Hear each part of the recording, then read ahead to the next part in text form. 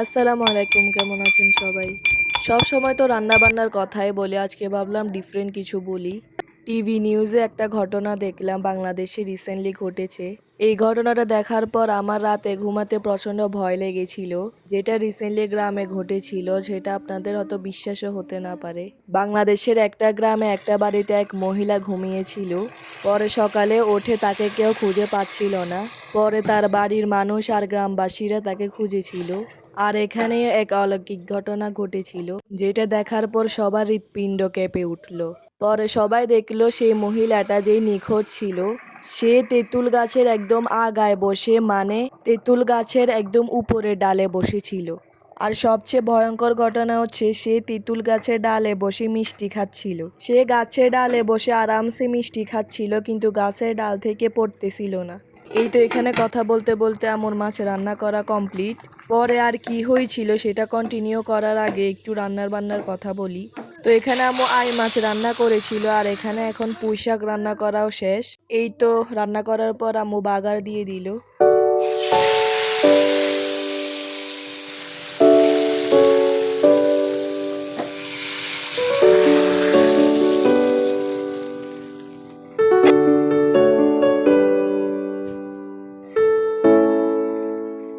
এই তো আম্মু এখন ডালও রান্না করতেছে।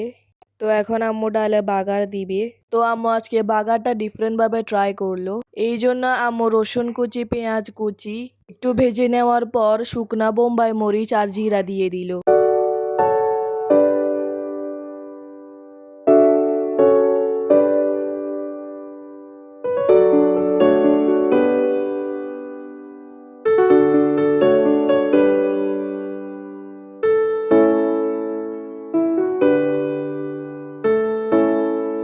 এই তো দেখতেই পারছেন কতটা সুন্দর কালার এসেছে। আমরা সবাই আম্মুর ডাল রান্না পছন্দ করি।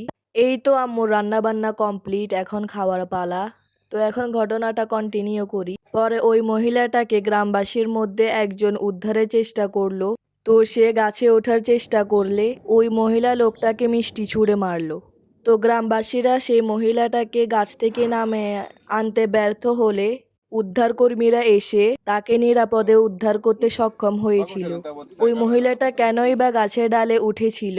সে একজন মহিলা মানুষ হয়ে গাছের এত উপরে কিভাবে উঠলো? এখানে পুরুষেরা উঠতে ব্যর্থ, সেখানে কিভাবে মহিলাটা গাছে উঠতে সক্ষম হলো? সে কেনই বা গাছের ডালে বসে মিষ্টি খাচ্ছিল, আর তাকে কেই বা মিষ্টি খেতে দিল? এবং তাকে উদ্ধারের চেষ্টা করা হলে সে কেনই বা মিষ্টি ছুঁড়ে মারলো? আপনাদের কি মনে হয় অবশ্যই কমেন্টে জানাবেন। তো এই তো বিকেলের দিকে আমার স্কুল ইউনিফর্ম কেনার জন্য বাইরে গিয়েছিলাম, সাথে আইসক্রিমও খেয়েছিলাম, আসার পর তরমুজ খেয়েছি।